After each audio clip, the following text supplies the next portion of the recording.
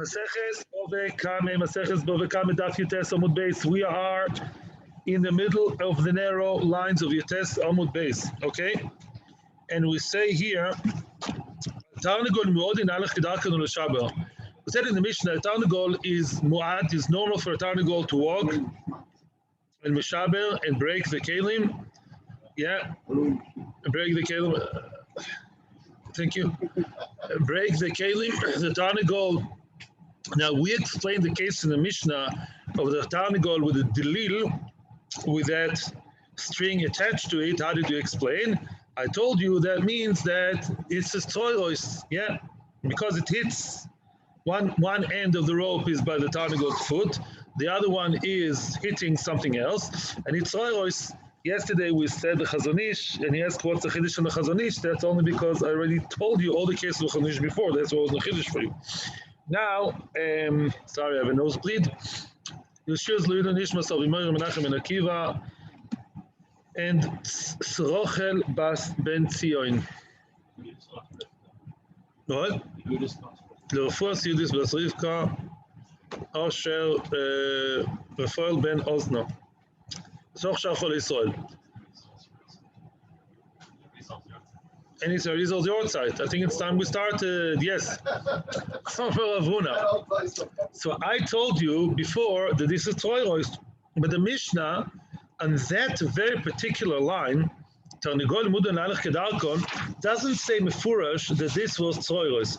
If you read back in the Mishnah, if you feel like flipping back to Zayin Amud Aleph in the bottom of the page, which is the Mishnah, it says, it does mention Troiros, but at the end, when it says that Tarnagolin Mu'odin Alech Kedarkon L'Shaber, what do we say?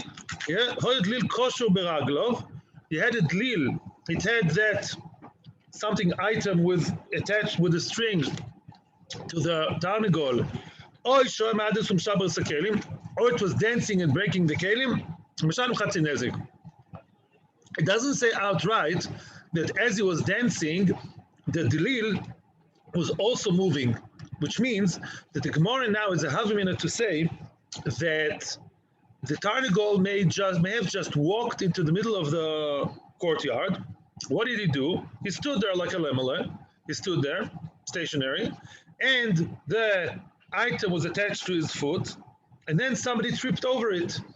Maybe he was stationary. You know, sometimes Tarnagol likes to stand in the middle of the chicken coop, you know, like the king of the road, the king of the place, and maybe then somebody tripped over the item attached to him with a string. Maybe that was the case. That's the Havamina of the Gemara. The Maskana was going to be like us, but the Havamina is that this is something similar to what? If the Tarnagol stands there and somebody trips over the, let's say, some kind of tin can, yeah, there's somebody connected to his foot, thinking it's very funny, how would you classify that? Very good, Bo. It's a Bo. Very nice. Omar Avuna. But now the Gemara comes with a question in Yutes Amud Beis. Omar Avuna. Before we start, one more thing. When we were talking about what you mentioned, Jeff, the Tarnagol that gives a shout and that breaks the keli, right? Remember that? And you guys were asking, there's nothing real over there. It's just air. And I said it's the same thing as Troilos. Who cares whether it's air movement or something real like a stone? So although I was right, but the Shulchan Aruch does mention your Nekuda, you people. The Shulchan Aruch says that's called Yesh Boy Mamish and that's called Ein Boy Mamish. The one with the air flapping the wing or shouting, you don't see anything physical in front of your eyes, it's called Ein Boy Mamish. And the one when you do see something real happening, like you see a pebble or a flame of fire moving from place to place, that's called Yesh Boy Mamish. But it's still, at the end of the day, they are the same. But when I saw the Shulchan Aruch, I had echoes in my mind of the peanut gallery talking. Okay, very good. As always, you guys are right. Amar Avuna, time to start. Lo ishanu ela shenik shar me'elov. The Mishnah is only true if the Tarnagol, somehow the string got attached to it, tied to it, me'elov by itself. Somehow there was a string there, nobody knows where it came from, and all of a sudden it got tangled in his legs. Nikshal me'elov. Aval koshoy odom. Let's say a person actually tied it to the leg of the tarnagol. A person actually did it on purpose, thinking it's very funny to attach the string with a empty, tin can to the tarnagol. Chayav. Then the person is chayav. We have to know what, why, where. But we say that the tarnagol is chayav. Why? Says Rashi. What Ellen Rubinstein said. Says Rashi. Kosh Odom chayav. You know why? Because this is bo. It's both. Somebody tripped over the tin can attached to the tarnagol, and the person who attached it is chayav. Now the assumption is that the tarnagol actually walked with the thingy, with that dlil, we'll call just the Hebrew name dlil. Yeah, he walked with the dlil to the middle of the place, could be Shusarabim, if it's a bow, and he made it more available, more accessible for people to be damaged by. He's doing us a favor, the tarnagol. But there was a person who actually attached it to the tarnagol, and the person is the one culpable, and not the owner of the tarnagol. Okay. You may have a lot of questions, but so does the Gemara.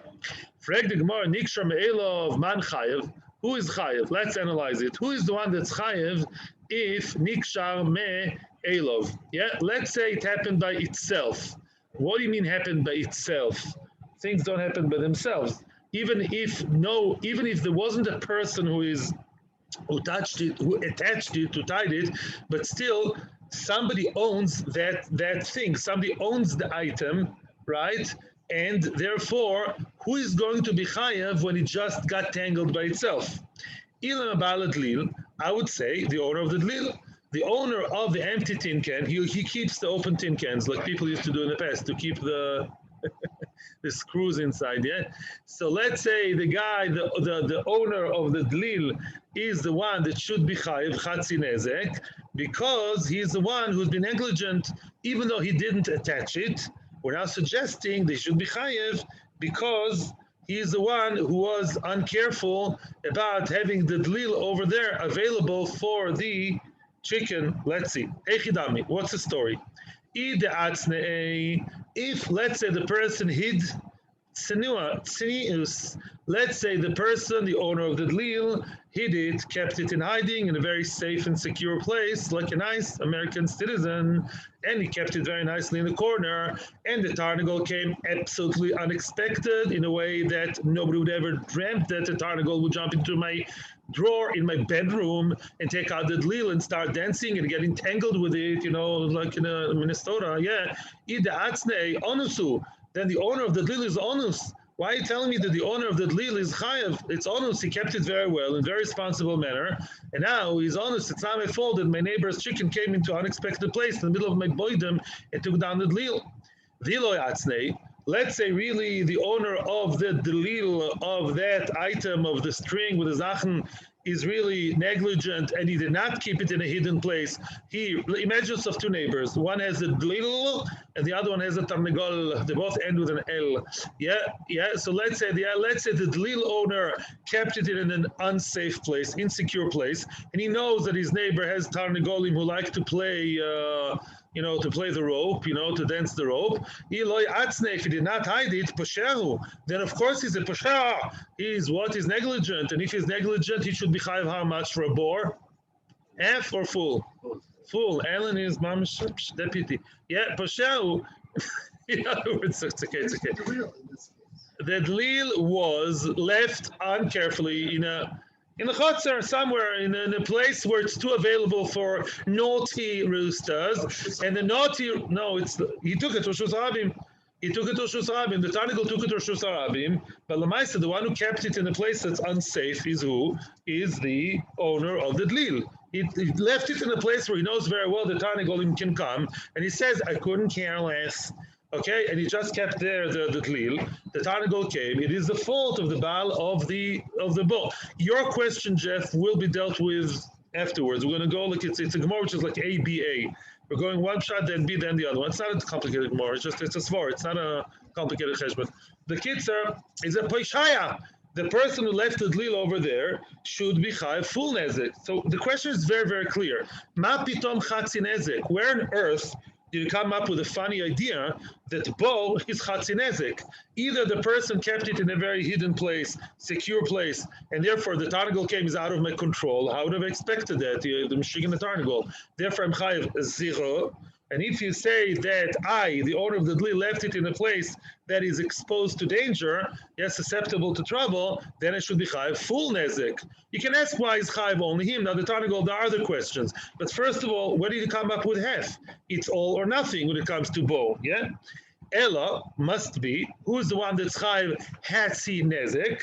Chayiv Bal Tarnagol. Bal Tarnagol. The owner of the Tarnagol, he's the one chayiv half nezek. Now the question still is, wait. Why is the chayiv hatzi nezek the owner of the Tarnagol? Why is the Tarnagol here? Maishna, frag the Gemara, if so, we still have trouble. Maishna kule nezek deloi. Why aren't you saying that if the Tarnagol actually, yeah, the Bala Tarnagol is the one who's chayev for the fact that his Tarnagol took the dlil and he wasn't careful about it. The Bala Tarnagol was drinking his coffee, he shakua in his smartphone while the Tarnagol was doing naughty things. You should have noticed, what did your Tarnagol do? First of all, your Tarnagol he tied it around himself, and then he's walking around, he's making the bow available for people, and now he is a bar. Your Tarnagol created the bar. Your Tarnagol created the matzav. He took it, let's say, Jeffrey, what you're saying, the domain. He took it from the uncareful place of the guy who left the dlil, and the Tarnagol walked gingerly into the street and made the bow in Rishus Harabim, and people tripped over it. The Tarnagol made the bow. The Tarnagol created the bow. If so, Maishna Kulei Nezek Deloi, why is it that he doesn't pay full Nezek and only half? Dechsiv Ki Yiftach Ish Bo Velo Shorbo. Oh, Shorbor. In other words, there is Exel Sakosu. We mentioned that it says in the Torah, if a man Ki Yiftach Ish Bo, the word Ish is redundant. Who do you think opened the door? Of course it's an ish, a man, a human being, or ish, inisha. Why does the Torah stress a man? V'lo shorbo, it's coming to tell me, to exclude a shor. If an animal creates a bow, I potter on that. You can ask why, and that would be a very nice question, but we are in the Torah now. The Torah says that if an animal created the bow, you'll be able to ask your questions about 6 lines from now. If a shor, or tarnagol, or a dove, or a hamster, or your kangaroo, whichever animal created the bow, the animal belongs to you, that is, according to the Torah, too far removed, and people fell into the bow, or people tripped on the bow, then you, the owner of the animal, you're potur. You are potur. That's Zeras HaKosuv, or you can say it's too remote, whatever. Frag the Gemara, if so, the obvious question is, Chatzi Nezek Nami. So why Chatzi? Why does he owe half the Nezek, right? Same thing, Ishbo v'lo Shorbo, right? Same thing. This is, yeah. In other words, again, if this bow was created by the show, or Tarnagol, or, I don't know, hamster, whoever you want to say, in this case Tarnagol, you should be Chayev Zira. Why half, right? Elo, Masnisin, I'm going to hear you soon. We are leaving behind, bye-bye, we're leaving behind bow. Bow is not the issue here. Now we're going back to the original understanding that has been following us through the past few days. Masnisin, but the Adye Aduye, this may be a new Aramaic terms for us. This is a school of Aramaic. Adye Aduye means what? He threw it. He casted it. He casted, you say in the past? Casted it, yeah. Yeah, he threw it, but not threw it completely. It's still attached. The string, there are strings attached. No strings attached. There are strings attached. The Tarnagol has one end attached to his leg, and he's not just sitting there peacefully while other people are tripping over the tin can on the other side of the rope, and he's going ha ha ha ha, ha with a candid camera in the corner. No, Adiaduya, he throws it. The Tarnagol, as we explained, he walks around and boom, boom, boom, he throws it back and forth, which is obviously a tolda of Tzereros. Because it's Tzereros, that's why you chayev chatzi nezek. Let me tell you Rashi and Tosfos, and then we'll hear the questions. There is a machlokas Rashi Tosfos regarding Adye Aduye. Adye Aduye says Rashi, let's see Rashi inside and have fun. Rashi is a few lines above Adi Aduye. Rashi is very near Omer Avuna. This Rashi is near the 2 dots. Ela Masnisin, says Rashi. Loi metukma ela ba'adi aduye. Dibo maschil ela masnisin. That's a dibo maschil for the interested. Loi metukma ela ba'adi aduye. The Mishnah can only be explained adi aduye. Adi aduye shezorak. What does it mean zarak? What does it mean? Zarak is through. Atarnigol adlil v'shiber b'zrikoso kelim. As he was throwing, he threw and he broke other vessels. That tzroiros, classical tzroiros. Oh, who tied it to him? Don't avoid the question. Even though the Tarnigol is the one who's playing around and dancing, and as he's dancing, the tin can is throwing stuff. Still, who started the story? Who tied it to him? No, says that's Tosfos. Says Rashi, "Va'afilu koshroi odom." Even if a person tied it, nami lo mishalem el chatzinezek b'tarnigol. Va'koisher potu. A person who tied it is patur. Why? Sheloi nitkol odom beboiroi. Which means a person is only chayv with bow if somebody tripped over his bow or fell into his bow. But if I tied the tin can to the tarnigol, which is something very naughty, something very cute for some teenagers or kids to do, yeah, they tied to, I'm not recommending it, I'm not saying it's the right thing to do, yeah? So then he tied it to the tarnigol. If at that moment, while the tarnigol is still standing, somebody would have hit it, somebody would have tripped over it, it's a bow. You chayv on the board, you created. But if the tarnigol was walking, the tarnigol used it as a gun in his hands, the tarnigol used it as a way of doing tzroros, then enochinami, the person of the bow is already detached from it because that's not bow. It's not bow anymore. The type of nezek, the application of the nezek wasn't by bow, was by tzroros, and therefore that kilo eliminates the original action. However, Baruch, don't worry, life is good. We all love you. And Tosfos says like you. The second Tosfos, we all love you. Yeah. Says Tosfos, Ela b'achi b'adi. Do it. Look at Tosfos, the second Tosfos in the page, very short Tosfos. Says Tosfos, v'avidil hefker. We're talking about a dlil that's hefker. Oy de tavri. Or the chavre, excuse me, I'm talking. Or the chavre ve'atznei. It either belongs to a person who hid it, or it's hefker. But if a person was not careful about it, all the more so if he tied it, according to Tosfos, the person would be chayav. And the question is, how do you calculate it? There's a discussion about that too. According to Tosfos, if he made it available for the tzibur, hatarnigolim, now the tarnigol, basically tied it around itself, but the person, was uncareful about it, then the person is also chayav. Well, don't forget the original sin of the person who tied it. According to Tosfos, I don't know the lomdus between Rashi and Tosfos, but these are the two opinions. According to Rashi, bow is only if you tripped over it. Once a tarnigol is the one who took the action and he started jumping around with it, according to Rashi, the original uncareful act of the first person is already not forgiven, is already eliminated. It's not the immediate thing before the nezek, the immediate stage before. And according to Tosfos, no, if the person was not careful, then the tarnigol is chayv chetzi because of tzroros, but the person himself also has a certain level of chiyuv if because he tied it, or maybe only the person. I know there's discussion about this Tosfos. I have to admit I didn't go down that lane, and these are the two opinions. I prefer to continue unless your question is urgent and quick because it's very much in the same flow. Or okay. Now, however, remember Rav Huna? Rav Huna was the first statement that we started off with today. Rav Huna said that there is a difference between the person tying it or not tying it.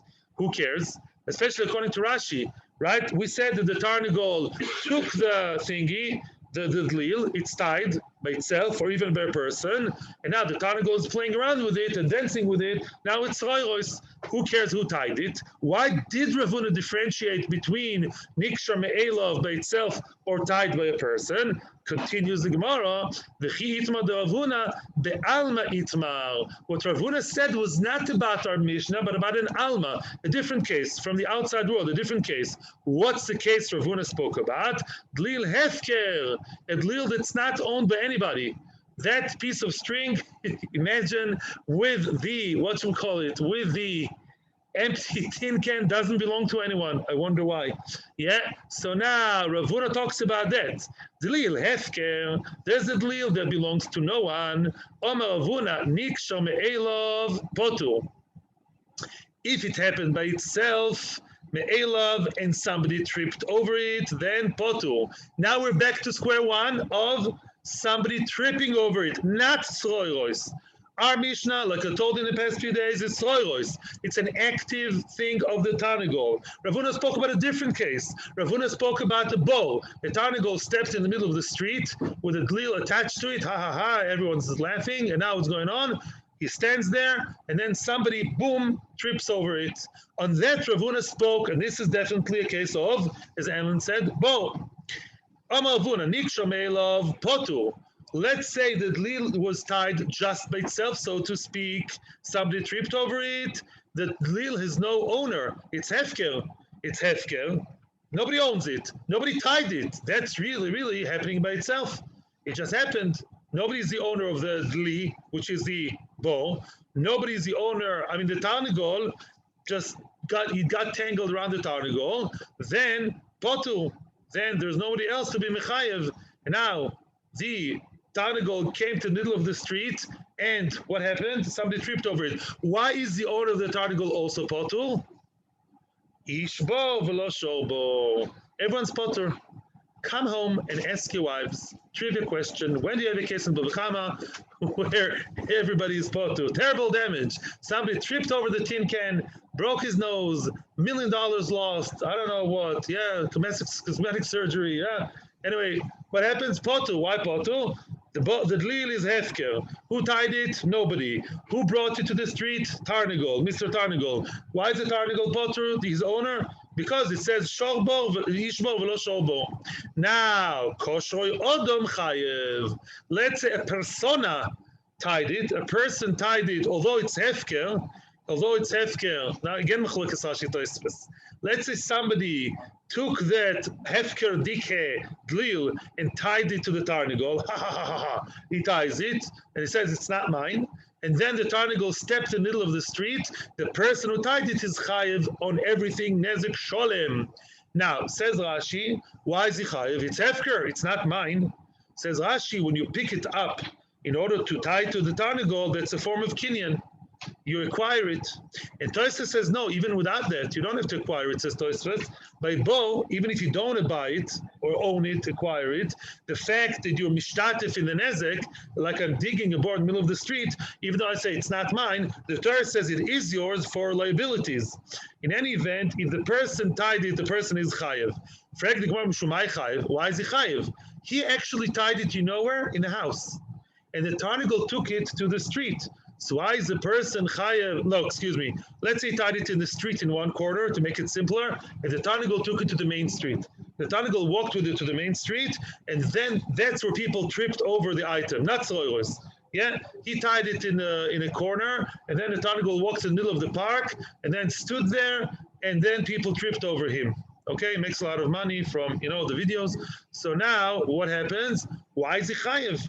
Why is he chayev? I tied it over here. The Tarnagol is the one who took it over there. It's not my Tarnagol. I didn't tell him to do it. Something we saw a long time ago. We had that case before. Remember, we had different cases of combination, mixed breeds of two ovois, nezikin. One of them was bor hamisgalgel. Bor hamisgalgel means what? A person created a bow. He left something uncarefully in an irresponsible way in one corner of the street, and people and animals basically, as people were walking down the street, by chance, it found itself in a different place. People kicked it, stepped over it. From Parkai alone, it finds itself in Achaluz.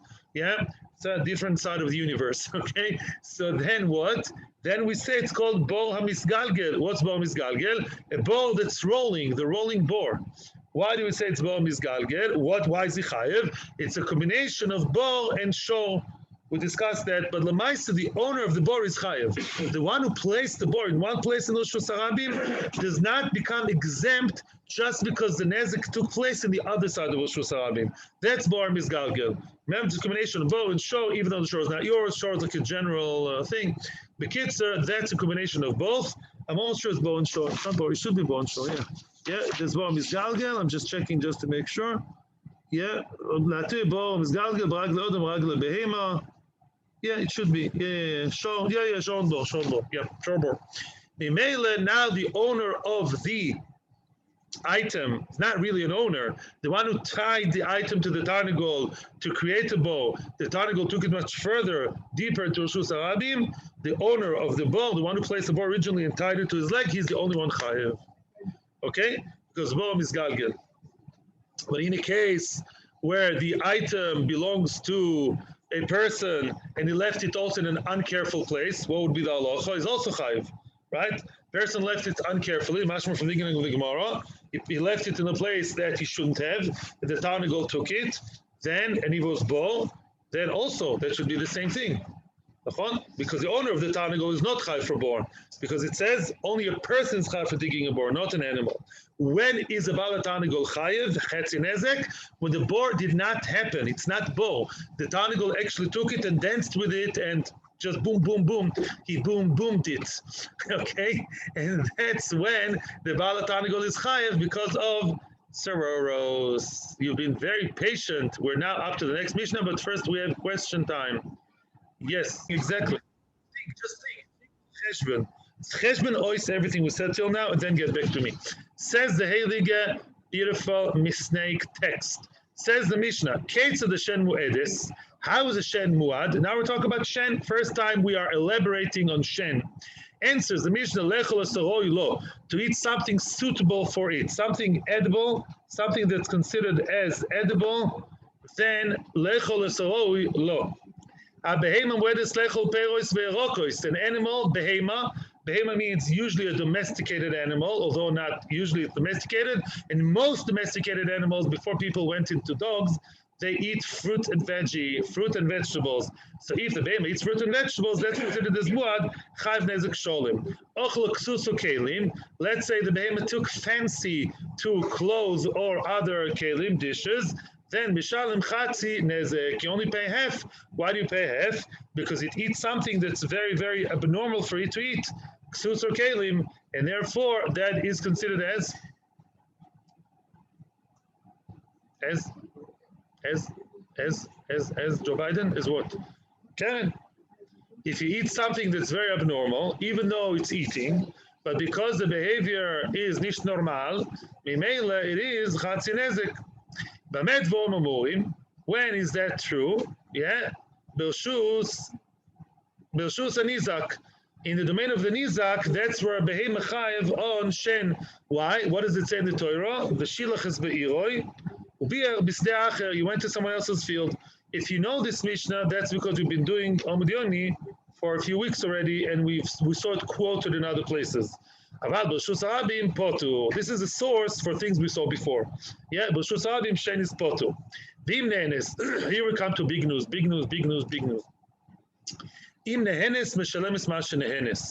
Let's say the animal not enjoyed, benefited from eating, it has to pay what it benefited, even though it took place in Reshus Harabim. What on earth is going on here? Explains the Mishnah, Keitzad, Mishalem is Mashin. No. Before that, let's explain. I'll ask you a question. Let's say, I'm giving an example that's a bit lav dafka, and then I'm going to expand it, yeah? Let's say you're walking down with your animal, with your Lucy the cow and Bessie the cow, walking down the street, they're on their way to have nice supper, and they're walking down the street, soon they're going to go to the cow shed, they're going to have supper. Now, they came to the middle of the street, somebody, I don't know, in some kind of country where things are, it's a shuk, and in the middle of the shuk, in the Merkaz Mischari, somewhere, somebody displayed some very, very fancy fruit. Those fruit are some new combination of, I don't know, papaya, star fruit, and lychee, some very fancy fruit, 100 shekel a kilo, okay? So then, and your animal, you're not watching, you had a very, very important Facebook Dvar Torah that you just had to look at in the middle of the street and the thing, the smartphone. While you were looking at the smartphone and you were completely negligent to what's going on, Lucy and Bessie were eating those 100 shekel fruit, and eating, and now they ate 500 shekels fruit. The owner comes out, he's about to kill you, and he says, you just made me lose 500, and you're a big Talmid Chacham, and you say, shen b'shus harabim, I already go to Amud Yomi, I'm a big boy, and shen b'shus harabim is potter, bye. So then the owner can tell you, no. Because you're about to feed your animals supper, right? And that supper would be not the fancy 500 shekel. You would give them how much? Maybe 50 shekel fodder. Whatever you give them, corn and pasta, whatever you give them. So then, not pasta, pasta, animal fodder, yeah? So then, you don't have to pay me the 500, but you do have to pay me the 100. or less. And there starts all discussion in the Gemara, the Chlokes Rashi Rambam. But the general concept is, it's the first time that we see that although shen b'rshus rabim is potur, nevertheless you still have to pay what you gained. The fact that your animal now, you saved supper because of me, your animal would have anyhow have to eat 100 shekel worth or 50 shekels worth. So you don't have to pay the 500 shekels, but you do have to pay the 50 shekels. You have to pay the equivalent of what they ate, those 5 kilos, you have to pay me in terms of animal fodder. No questions about it, because it will be discussed much later, not much later, I think tomorrow, 2 days' time, it will be discussed, the whole cheshbon exactly, but this is a concept. Let's say my animal went into his private shop. He went into the grocery store. It's audacious, or it's India. In India, they don't stop the cars from going into the grocery store. You're not allowed to. So let's say it went into the shop and what? Seriously. And now it ate the 500 shekels business. How much does he have to pay? 500, because that's private domain. But if it's in the street, only 50. You only have to pay masha nehenes, the amount of food that it ate, translated to cheap animal fodder. A lot of questions of the calculation, but that's really, really not. Now, this is just the Mishnah. How is that done that it pays for what it benefited? Is what? Like the plaza, the open area, the market. If the animal ate from the stall that's open to the public, it only has to pay for what it benefited, only 50 shekels, because it is Roshus Harabim. Let's say there's a corner area. Let's say there's like a stall in the corner there, which cannot be exactly defined as Roshus Harabim. It's not a place, according to Tosfos later on, it's not a place where animals are supposed to walk. It's like a semi-private area. It's an area between the shop and the real outside place. It's a corner. And if in that corner, the tzdodim, the sides, the animal was more audacious and went over there with its head, then it's already called a private domain, and you have to pay for the nezik. That's according to Tosfos. Rashi has another pshat. Mi Pesach HaChanus, let's say Pesach HaChanus is the outside the door, right in front of the door, it's Roshus Harabim. It's right outside the shop, in the street. You have to pay how much? Only the cheap price, what you enjoyed, not the whole price. But if it cocked its head into the shop and ate from the inside of the shop, that's called Roshus HaYochid, and then he has to pay full price, because Shen Roshus HaYochid is Chai full price. Says the Heilige Gemara, Tonu Rabbanon, Hashen mu'edis lecholes teroi lo. The shen is muad, we're going to pay full nezek because it's notorious to eat what's normal for it to eat. Ketzad, how is that? Behema shenichnas el chotzer hanizak. A behema went into the private domain of the nizak. Ve'ochlo oichlin hareuyin lo. Listen carefully. We're going to have now 3 levels of how suitable food is. Ochlo oichlin hareuyin lo. Food that is suitable for the animal, that's apt for the animal to eat. V'shosus mashkin hareuyin lo. It drank. It had a nice drink too. Let's say for that animal, it's normal to drink water. Drink water. Mishal nezek shalom. You have to pay full nezek. I'm going to ask you a question soon. Wake up. An animal, a wilde chaya, a predator, my favorite lion, my lionel, my lion. Shenichnas l'chotzer nizak. It went into someone's chotzer, private chotzer, v'tolfa behema. And surprise, I didn't know that's going to happen. But Lionel the lion, he ate someone else's sheep in his backyard. V'ochlo boso, and then it had the flesh after it killed it. Bit it, then he ate it. Mishalom nezek sholem. What's the chiddush? Mishalom nezek sholem. You have to pay full nezek because this is shen, b'rshus, and izak. Why do we have to talk about both vegetarians and carnivorous animals?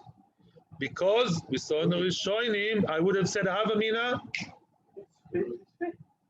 Nachon. So what's the question? So what's the chiddush? What is a hiddush? What is a hiddush? Everybody knows the line eats animals and not grass. The answer is, the Rishonim said before, I would have said maybe it's keren. Maybe because there's the devouring and attacking and the mice of the killing, maybe it's like keren. Because the way it's done is there is a vicious aspect to it. I can hear it as a havamina. Maybe that's called keren. Maybe later will be shen.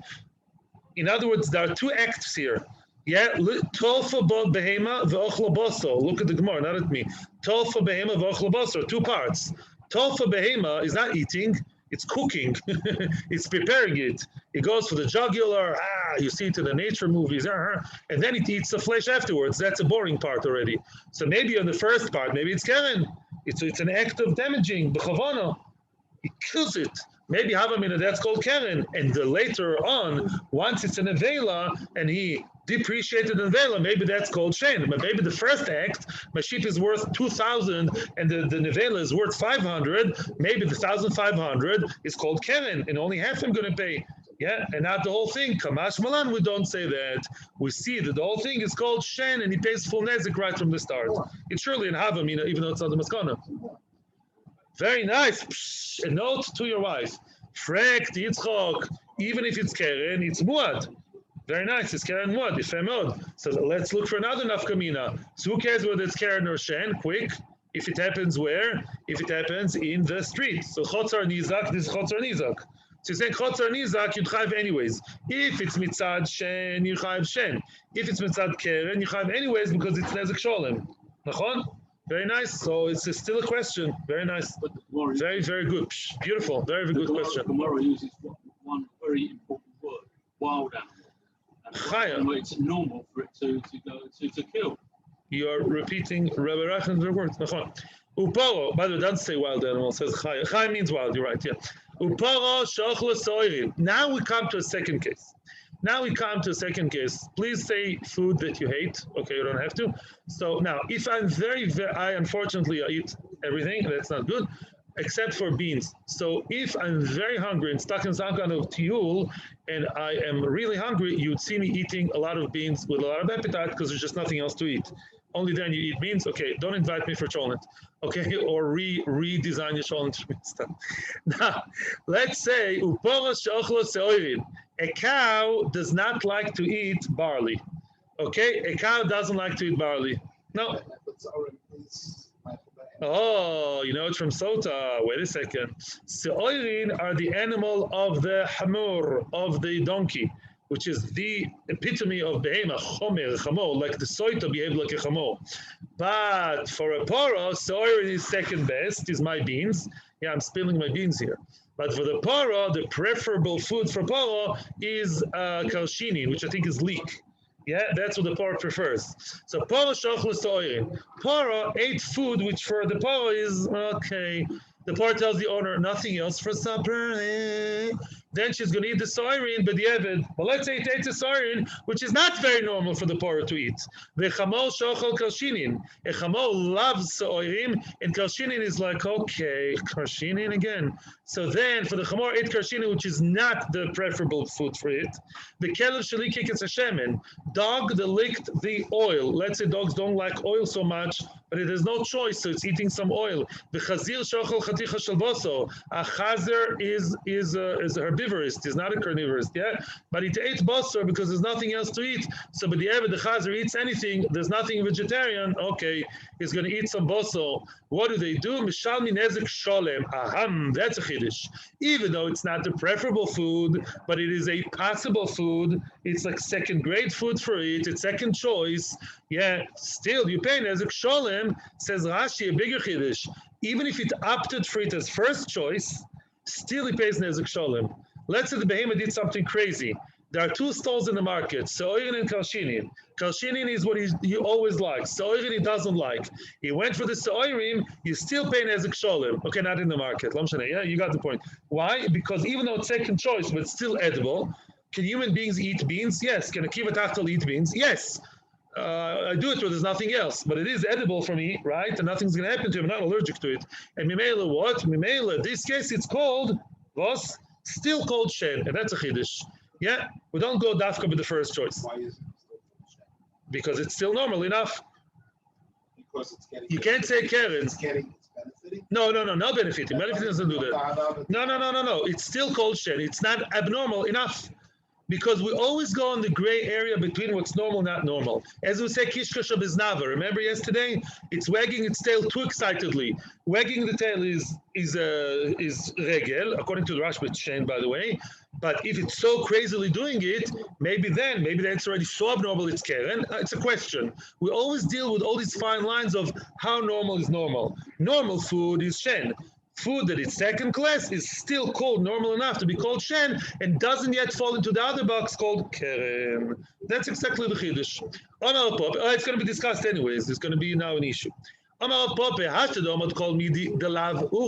that you told me it's anything that's lav uche, that is not normal for the animal to eat, not super abnormal, not like eating stones, like eating what? Eating, ksus would be how much we saw in the Mishnah?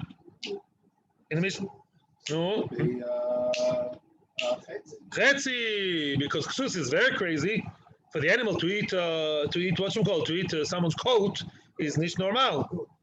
A goat, it's a joke. They don't really, the goat eat the, okay, maybe. The goat ate the coat. But normally animals don't eat kalim. That's super crazy and that's keren. But for the animal to eat the food that it doesn't like, that's not crazy enough. It's still called shen and not keren. Now that you say it, ve'ochlole alidei adchak, that's the word. Alidei adchak, b'shas adchak, you eat the unwanted food, shmei achila. Now you still say that it's still called achila, it's still under shen. It's not nutty enough. If so, according to that, I'll extrapolate on that. Hai shunu de'ochel tamri. Let's say the shunra, the cat ate tmorim. The cat ate dates. I don't think they like dates. Anybody with a cat over here, they don't like dates, but they would eat it. B'di'evet. V'chama de'ochel binisa. A hamor, the donkey that ate fish. Binita is fish. One of the word of fish for make. So usually the chamor doesn't eat fish, but it's really hungry. It's going to eat fish.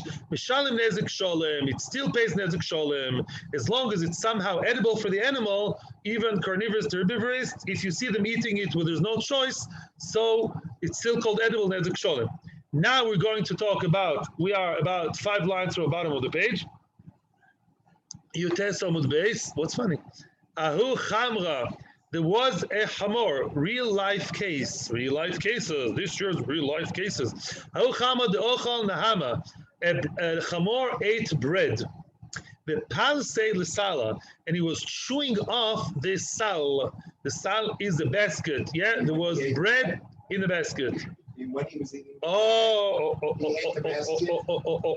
havamina, yes. Like some people would eat the candy with the wrapping, they forget to take off the wrapping of the sweet. So it was eating the chama was eating the bread, and as he was doing so, it also chewed the sal, the not chicken in the basket, but bread in the basket, yeah. And that bread was in the basket. He ate everything zusammen with also the sal. He didn't eat the sal, but he like chewed it off and ruined it. The bread is nezik sholem, even though donkeys don't really like bread, but it's still second choice. He would eat it when he's like really hungry, and therefore it's still called nezik sholem because it's shen. The asala chatzi nezek, and on the sal he's only chayv chatzi nezek. Why? Because it's crazy to eat the sal, right?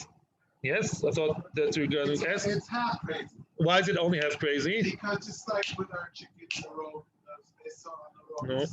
Yeah, he's licking. It's like the stick with an ice cream thing. Chew it for a while. Rabbits and Reeds is going to get a note. Very nice. The Amai, fragging more why? If the bread and the basket are together, why only chav chatzinezek? Kevin the uchel mechal nahama. If it's normal for it to eat the bread, uchenami lipelusi sala. It's also normal to pelusi to chew the sal, because it's like the ice cream stick. Sometimes you chew on it a little bit. It's part of the food. You chew on sometimes people like to suck also the wrapper has some sugar in it. Yeah, it's part of the party. So why do you say it's chatzinezek? Answers the Gemara, very good. The Gemara doesn't regret it. The Gemara changes the case, not the lomdus. Answers the Gemara, the ochal, first of all, it ate the bread. And that was very nice. He goes like, he benched Birkas Hamozoin, ochal, he finished eating the bread, the hodar palis, and then it started chewing the sal separately. Then it's chayv on keren, because that's not normal. Yeah, if the wrapper or the stick is already separate on the table, then you take it and you chew it. That's nicht normal. That's already keren, and that's chayv keren on that separately. But if it was all done together, he's eating everything together, that would be tofel, so to speak, and it'd be chayv shen, nezik sholem, and everything. Frag the Gemara, good, shkoich. Frag the Gemara, upas, uchiyu. Is that really so? Are you telling me that a herbivorist like the donkey, you want to tell me that it's uche? You want to tell me that it's normal for him, for her, for it to eat the bread? Is that so? Veraminu, I'm going to ask you from a braisa. Ochlo, as a havamina, we think we're talking about behemoths. Behema is usually domesticated. Usually, it is a herbivorous animal. Yeah. Now, ochlo pas. That behema ate pas bread, uboso meat, v'tavshil cooked food, the stew. Mishalem chatzi nezek. You pay chatzi nezek. Why chatzi nezek? Because it's crazy. These things are so crazy for the animal to eat. Mela, you pay chatzi nezek. It already falls under shen mishuna. That's the word. Shen mishuna is like keren. My love, behema. Must we were talking here about behema. And what do you see? The one of the crazy items completely off the menu is what? Is pat, bread, like boso. Yeah, the herbivorous, they can't eat boso, right? And so to pas, it doesn't eat pat. So you see an animal, a behema doesn't eat pat whatsoever. And if it does, it's so crazy, it's like eating shoes. And it's chatzi nezek, not like you said. And so the Gemara, lo ibichaya. We're talking here about chaya. A chaya is what you call a wild animal, which is usually a carnivorous. And therefore, that animal, when it eats bread, for them, it's crazy to eat bread. They would never eat bread. A lion, yeah, or a wolf, that bread is unthinkable of, yeah, and therefore, it's like eating shoes, and it's chatzi nezek. Frag the Gemara, what? There were 3 items on the list, it all mentioned together. Bread, meat, and tavshil, chaya, bosaruchu. It's a carnivorous animal. It's not normal to eat meat. You're crazy? Of course it's normal for you to eat meat. That's the only diet, it's only meat diet, yeah? So how can you say we're talking about chaya? Because you're stuck. If it's chaya, then basar is normal. If it's behema, you claim that bread is somehow normal. So how come all 3 together mentioned on the list of crazy foods, which is only half? Something here on the list doesn't fit, doesn't add, yeah? Answers the Gemara 3 different answers. Answer number 1, the matvi. It's cooked or fried. Most animals don't, most carnivores, the real good ones, they don't like cooked food. Yeah, I know, what's the names? Snakes, they don't like cooked food, only cooked meat, only raw. Live. They want it alive completely, right? They eat the mice alive. But other animals also, you cook a meal, then the herbivore is the lion, the wolf, whatever your favorite pet is, doesn't want it. So that's why it's crazy for it. Very crazy. Ad kedei it's called keren. The Baisema betavia. Tavia is a deer. A deer is a chaya. It's a wild animal, as you call it, but it's herbivorous, right? Bambi and its family. Yeah, they what? They're chaya, but they are like a behema. Mimela, all these 3 things for them is crazy. It doesn't eat meat, it doesn't eat bread, it doesn't eat cooked food. The Baisema loylo behema. Hoi hoi hoi. The next 2 words I sat on for a long time and came with no solution. Really, we're talking about a behema. Now we're entering a whole new world with 1 word. The last word on the page, we're going to enter a whole new story. Says the Gemara, we're talking about a behema. And all 3 foods is crazy for the behema to eat, including bread. You know why? It's eating off the table. Somebody set a nice dinner, a proper dinner, at the table, and the behema, which usually doesn't like to jump on the table, it's been trained to eat off the ground or the trough or whatever. All of a sudden, the behema jumped on the table and starts eating off the table. Because the location is crazy, it's not normal for behema to eat off the table. Mimele, it's called something unexpected and crazy. Mimele, it falls under keren. And now we're going to enter a whole new world of behemoths eating things that are very normal for them. Really, for a behema, it's God's normal to eat bread. Normal enough to be chai, maybe second choice, but normal enough to be called shen. So if you throw the bread on the floor, it's very normal for the behema. But if you set a nice bread and butter and everything on a nice dining room table, and the behema jumped over the table and ate it, that behema, the goats, the whoever, the cow jumped on the table, good luck to your table, then the behema doesn't have table manners, and now the behema is, the owner of the behema is potur. Ptoir is table in Aramaic. Why? Because location is crazy. By the way, so far so good. I would say, okay, crazy location means unexpected, crazy behavior. Crazy behavior as it's eating, in order to get to the eating, is something not normal. By the way, that's not a question. The question is that this Gemara stands in stark contradiction to a later Gemara, which unfortunately we'll only see tomorrow. But let's continue 2 more minutes. Yeah. Yes, question, quick, because we're finished. So now we're expanding the definition of Meshuna. Now we're expanding it to location. Absolutely so. Very nice. Yeah. Location. In other words, the type of things you eat is not the only thing. The way you eat it, because it makes, in the Labati even it makes sense. Shen is expected, keren is not expected. Let's say I know my neighbor now has a supper and he sets it on a high table, fancy food, fancy china, and I know my animal never jumps on tables. So I didn't expect that to happen. It's called keren because for that animal it's not normal to jump on a table with china, silverware, and mechule and start eating. That's not the normal derech of my animal ever, or any animal usually. That's called crazy, and it's called keren and not shen. Yeah, location and behavior that accompanies the achila is part of the story. Quick, Chaf Amud Aleph. No, stay with us 2 more lines, please. Says the Gemara, Hu Barcha, quick one, Chaf Amud Aleph, to start today's Amud. Hu Barcha, what's a Barcha? Barcha is a goat. The Chaz lifta, it saw a lift, it saw a turnip, Apuma de Dana, it saw there was a Dana. Dana is a barrel. There was a big barrel of wine standing upright. On top of the barrel, there was a very nice, very tempting lefet. That's turnip. Sarich, yeah, he went up. He was a climbing. Salik, he went up. Ochlo lifta, it ate the turnip. V'tavri ledana, and it broke the process. It broke the actual barrel. Chai v'rova lifta v'adana nezik sholem. Rava said you have nezik sholem on the turnip and on the barrel. Nezik sholem, they're both normal. My time, why is that? Because it's normal for the animal to eat the lefet, the turnip. Therefore, it's also normal for that animal to go up and jump on the dana, jump on the barrel and eat. That's mamish a contradiction to what we said before. On the table, we said, it's not normal to eat on the table. It's not normal to eat on the table. The whole location is crazy, so it's only chatzinezik, it's keren. But here, it says, no, if it sees the food, it loses itself.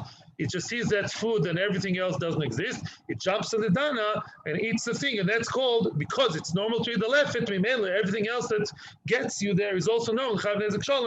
Because of that stira, many Rishonim, the Rashba, Talmud Rashba, Rosh Hashanah, Rashash, is a nachan after them, they changed the version.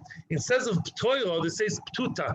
They say that the previous sugya, it's not about sitting on the table, it's talking about bread that is ptitim, that is in flakes, and like croutons in a hot soup. Croutons. Ptitim, you know ptitim are? Flakes. No, ptitim in modern Hebrew is flakes. Ptitei sheleg, ptitei ohez, ptitim are flakes in good English. Yeah, so let's say the bread was like in flakes or crabs or croutons in hot soup or something. That's crazy for the animal to eat, and that's why it's chatzinezik. But if it goes on the table, then enochinami would be chayav nezik shalom because it's normal. Achronim make all kinds of chilukim, which I didn't yet get to. I don't want to tell you some things which I don't understand myself. I remember my Megiddo had a very, very nice teretz 30 years ago. Maybe I'll call him if I have time. Have a good day, everyone. And Yirat Hashem, tomorrow we'll see more on the issue of location and shen and crazy and food and everything. May we have a good day today. Eat well. Don't jump on the table. Thank you very, very much. And please don't bring in tomorrow beans as a joke, okay? Thank you.